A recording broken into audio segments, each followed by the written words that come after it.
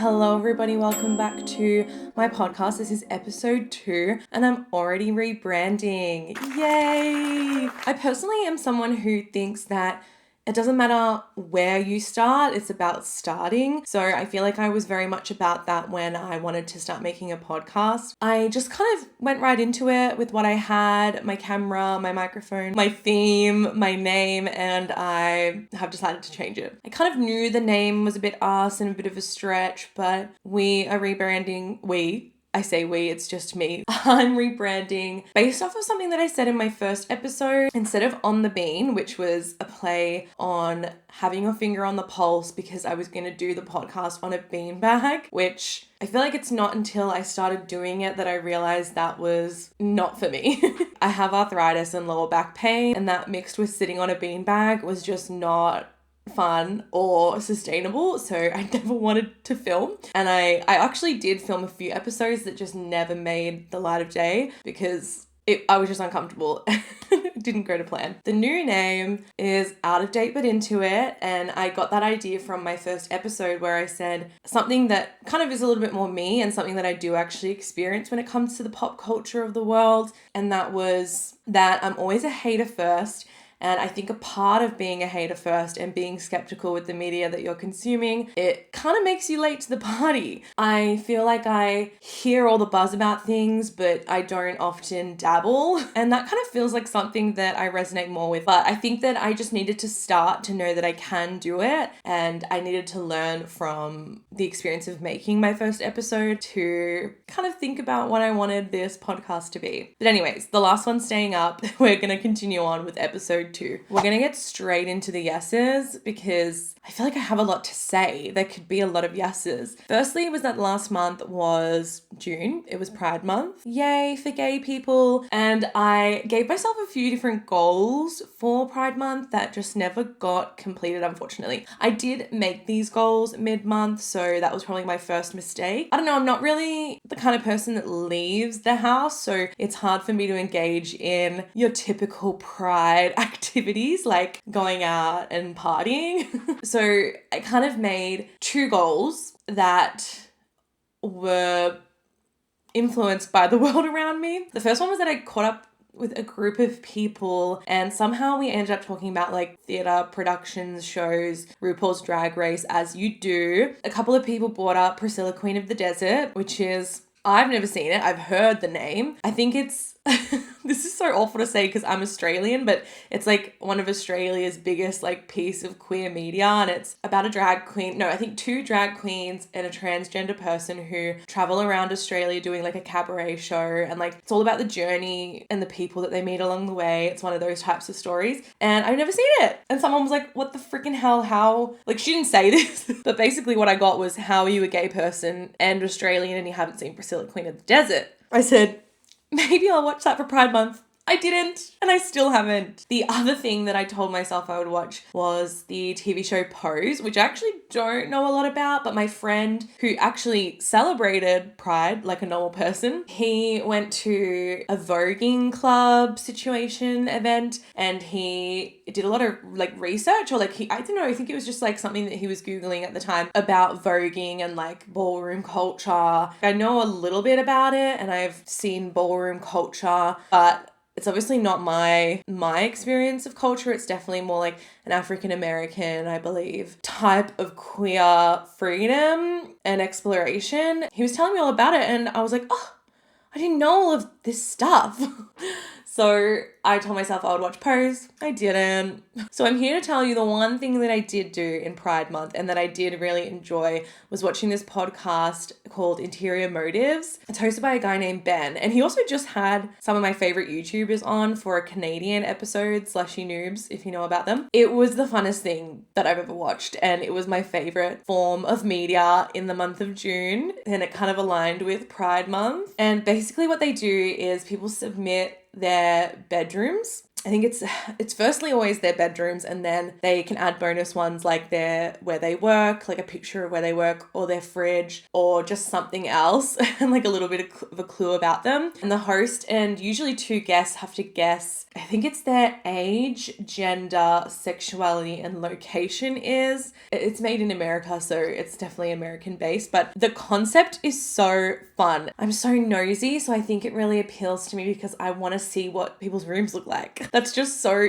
interesting to me. I feel like I'm not alone in that. Like, I love to snoop. I'm nosy. I want to know what people have on their bedside tables. It's just fun to see what generalizations of different types of queer people are true and what aren't. They make a joke a lot that they had to stop accepting submissions from bisexual cis women because they got the most submissions from them, because bisexual cis women, I am one of them, and we like to think that we're so unique.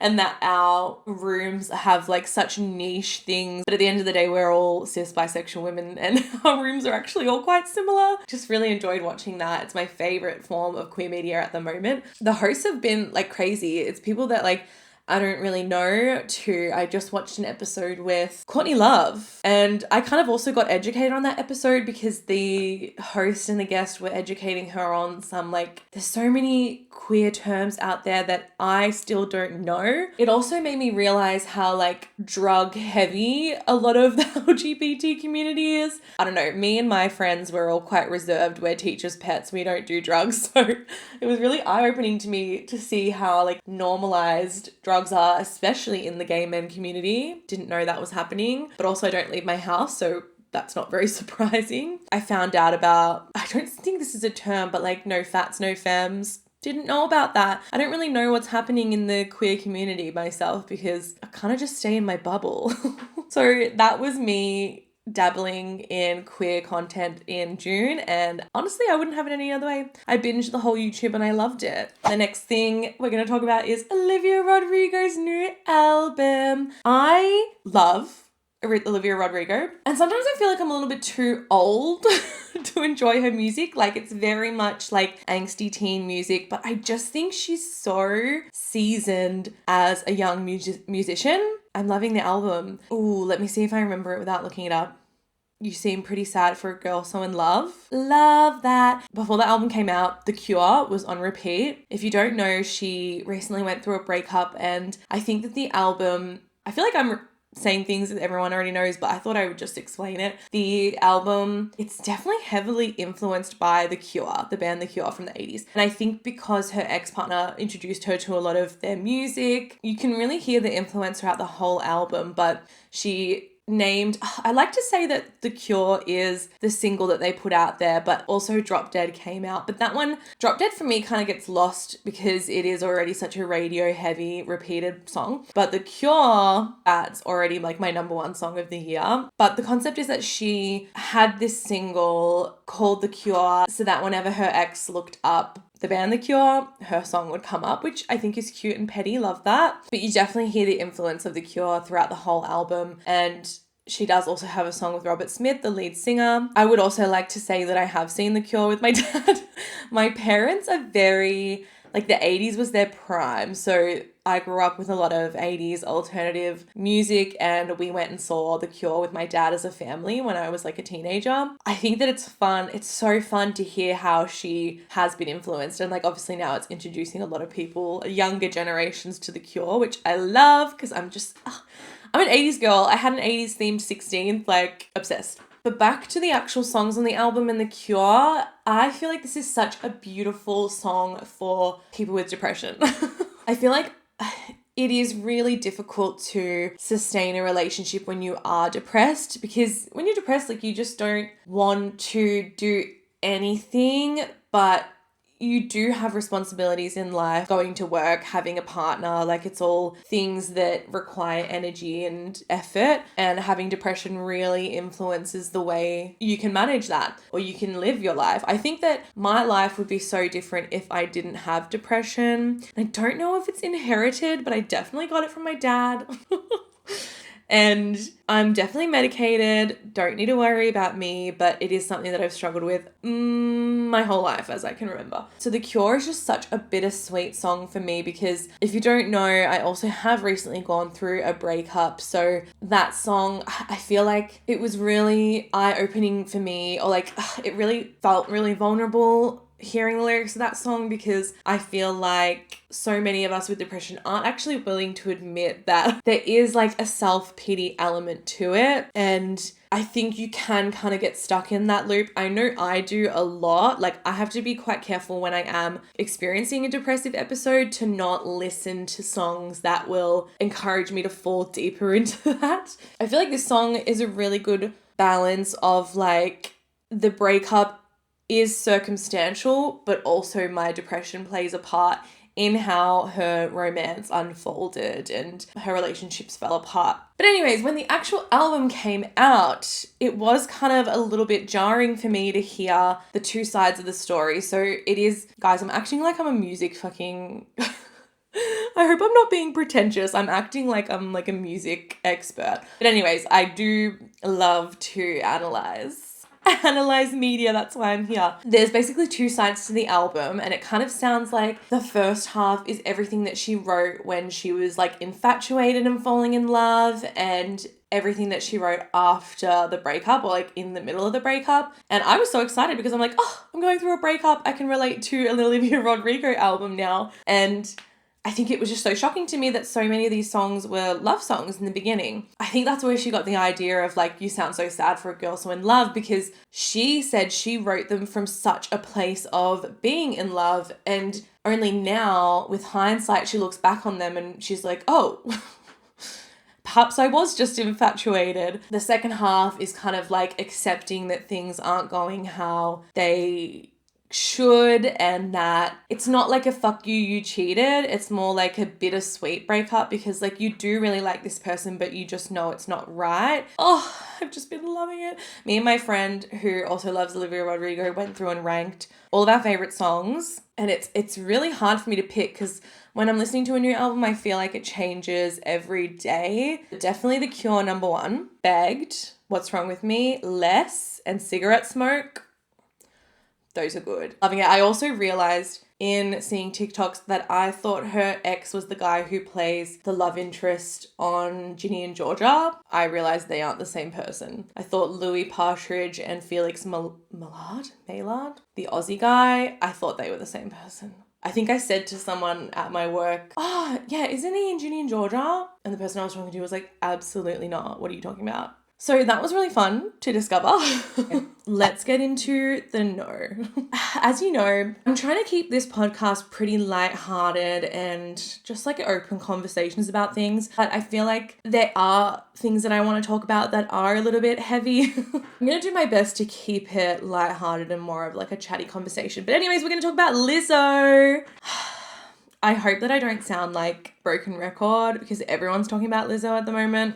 But Lizzo released a new album and it's flopping like nobody's ever seen. I don't remember the numbers off the top of my head, but I think she only sold like 3,000 copies, which is crazy for an artist of her size, her caliber. But I have a lot of feelings about it. Honestly don't know where to start, so I'm just going to start talking. I haven't listened to the album. I feel like I probably should. I think the biggest thing influencing this, obviously she had her lawsuit where she was sued for many things.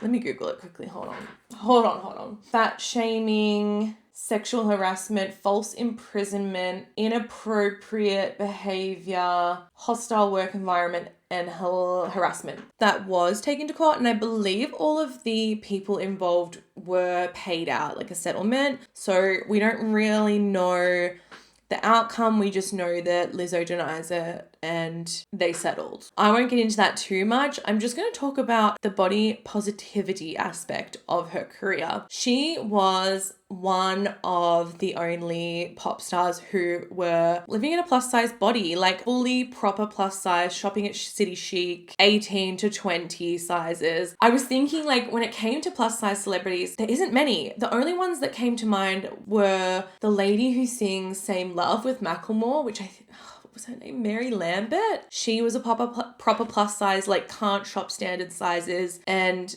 the only other one was Melissa McCarthy, the actress, but she also is no longer plus size. So when it came to representation, Lizzo was the only one who was fat and doing it anyways in the pop media sphere, which is what brought her to her fame. Yes, she has those like positivity vibes in her songs and like the I don't care what anybody says and that attitude she can keep, but people were attracted to her because she was fat.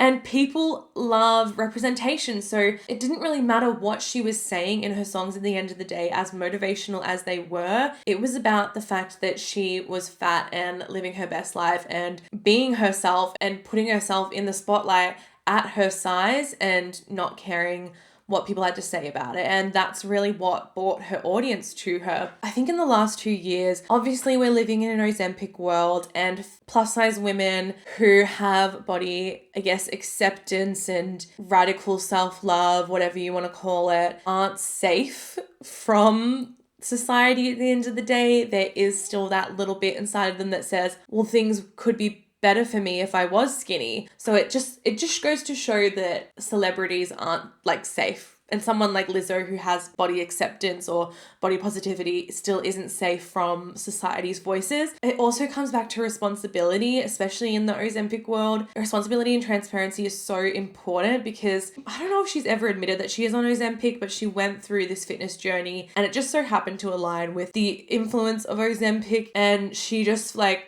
lost all the weight. She has a personal trainer. It's just like she not only became unrelatable because of her size, and she obviously got rich and famous and then got small. Obviously, with the whole lawsuit situation, she let the fame get to her head, I assume. Of course, you're going to lose your audience. If that is what contributed to you getting your success, in losing that element and that part of your message, you're gonna lose people. It's like, for example, if I got really famous on TikTok for making like vegan recipes, and then once I got all of my followers, I said, hi everyone, I've actually decided I'm gonna make content involving meat or like pescatarianism because I'm changing my lifestyle. I have to accept that I'm gonna lose my audience. I have to accept that people are allowed to be upset. Like, that's fine. People are allowed to unfollow you because that's not what they were there for. They were there for the vegan recipes, and that's something that they value and followed you for. They're of course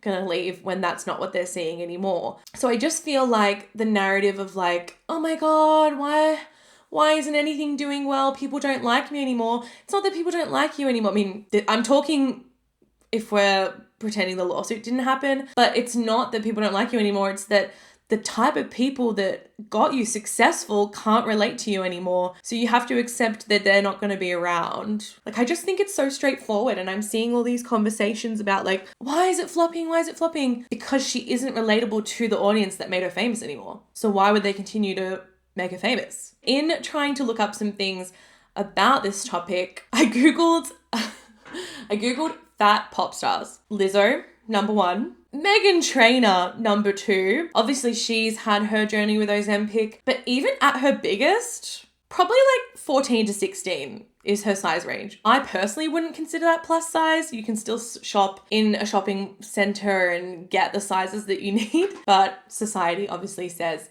she's a fatty. Kelly Clarkson, which I understand because she has fluctuated in weight throughout her career, but she is currently thin, so she can't be on that list anymore. We're just running out of fatties. And the last one, which really upset me, is Bebe Rexha. I know the conversation about her body has been major for a while, but I feel like she's just petite. And when it comes to being petite, you just show, like, any weight fluctuations just shows a little bit more obviously than if you were like tall, had a tall frame and were a little bit more like slender. You have more areas to gain weight. But I think she's literally just petite and a little bit curvy. Like, she looks like she's a size 12 to 14 at best. That is not plus size. Plus size, I think 16 in Australia is still in most shopping centers and like still in most available sizing. 18 plus is plus size. This also reminds me of the conversation about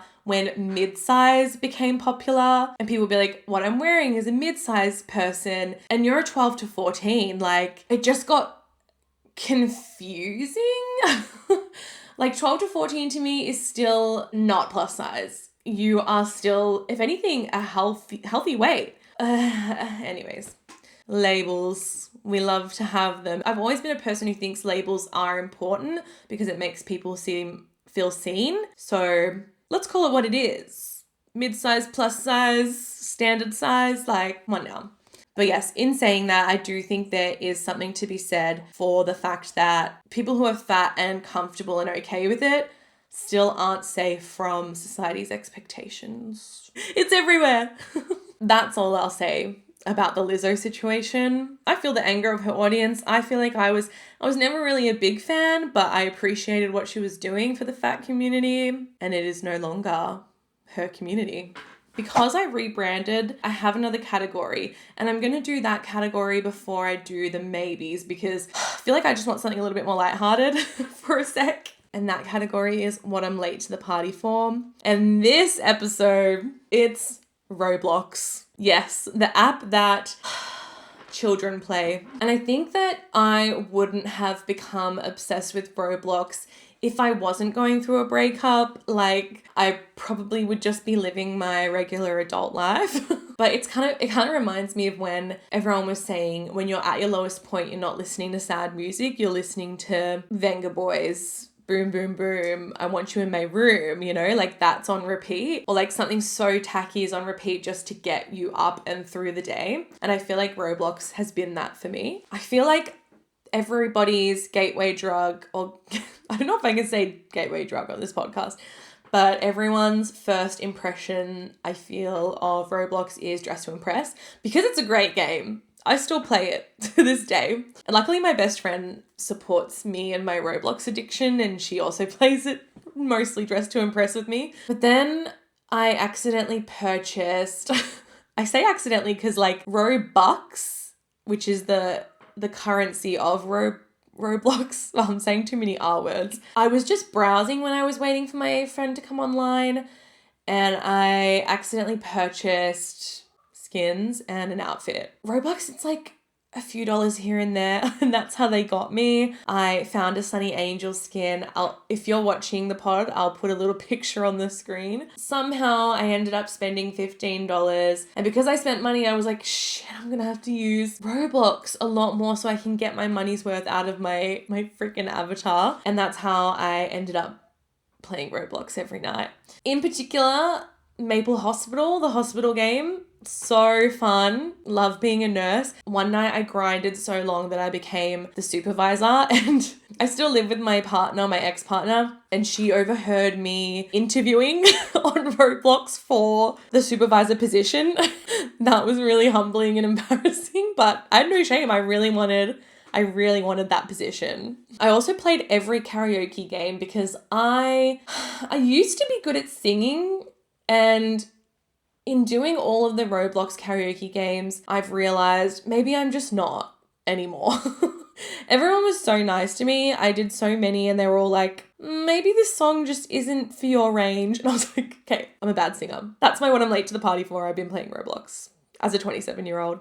Love it. My maybe for this week is another thing that I am unsure about, which makes sense for the maybe category. It's something that I still haven't developed my opinion on. I guess when I talk about this person and this subject, this is more of an invitation for you to let me know your thoughts and help me decide where I'm at. Lena Dunham has a new book. She is very well known for her TV show Girls that came out in the early 2010s. And she was so popular for that back then. She was like the voice of our generation, air quotation. She has a new book that a lot of people have been talking about. It's called Famesick. And she's been doing a lot of media around the book. And I have been seeing a lot of it because it is quite popular in the chronic illness circle, which I am a part of. I have arthritis. Everyone's been talking about it in those circles because she has been going through a chronic illness, or I think it may be an autoimmune disease. I'm not sure what her chronic illness is, but I think in the book she gets into obviously a lot of her fame journey, but her physical health, her mental health, and her body changing throughout chronic illness. But I also thought she was cancelled. So, and I remember seeing a TikTok recently that said, Lena Dunham, may I never have a solid opinion on you. And I really agree with that, because I definitely thought she was cancelled and I thought we weren't ever going to talk about her again. She kind of does a lot more like behind the scenes these days, producing and things. I watched Girls back when it came out. I think that was around, I want to say like 2010. I watched it back in the day and I did really enjoy it. And she was really active in the feminism space. So for its time, there was a lot of like feminist movements, and a lot of it was led by white female privileged people. And she happened to be lumped into that.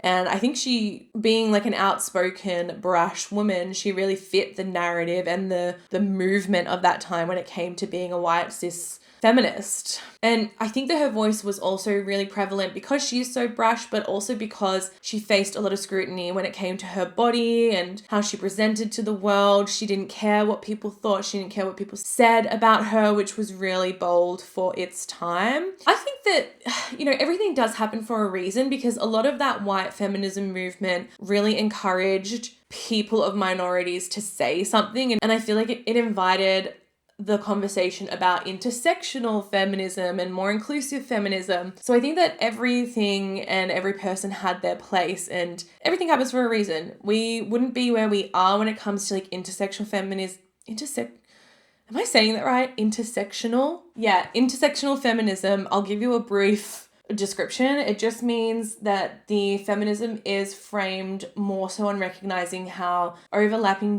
identities like gender, race, class, sexuality, and ability compound to create unique experiences of discrimination and privilege. So it's kind of like an extension of, yes, there's feminism, but there's different layers and there's different levels of like feminism and what is right. Where was I going with that?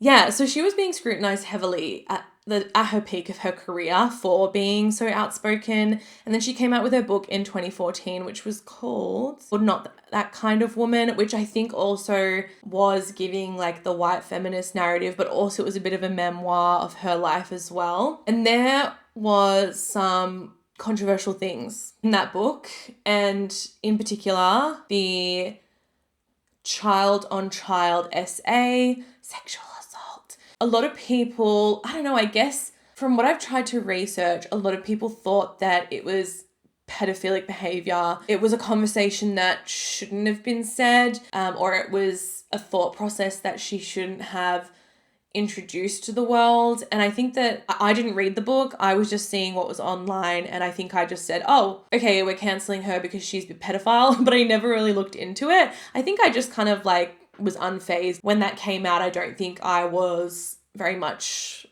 like into her. So I feel like it didn't affect my life, whether or not I was paying attention to Lena Dunham. But I think that potentially, looking back on it now, it may have been just the world wasn't ready to have a conversation about child-on-child sexual assault. And I also don't feel like I'm the person to have that conversation. I don't have any experience with it. I don't have the knowledge to say the right things about it. And I also don't think I'm the one to say whether or not it's right or wrong. So that's where I feel like I'm a bit confused, and I'm just curious because everyone's talking about Famesick, her new book, and recommending it to everyone. And I'm like, can we separate? I think my question at the end of the day is, can we separate the art from the artist if we find out that, you know, people were right and it was a wrong thing for her to do, or this is just the nature of like child-on-child sexual assault. There's so many layers to it that we don't understand. Can I read the book? That's my maybe.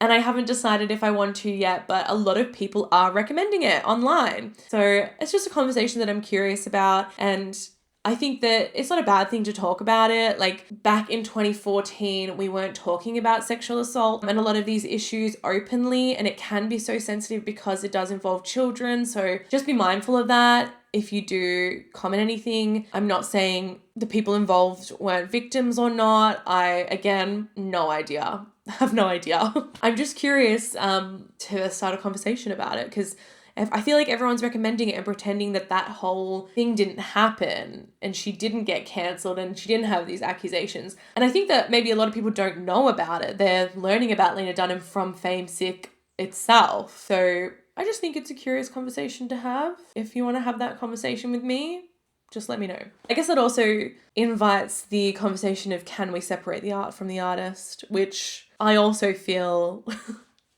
uneducated on and would be curious to hear what people think about that. But those are all my thoughts for this episode. I hope that you enjoy the new vibe. It's really not that different. The concept is the same. The title has just changed and there's an extra category. So that'll be fun. I am hoping to start having people on my podcast soon.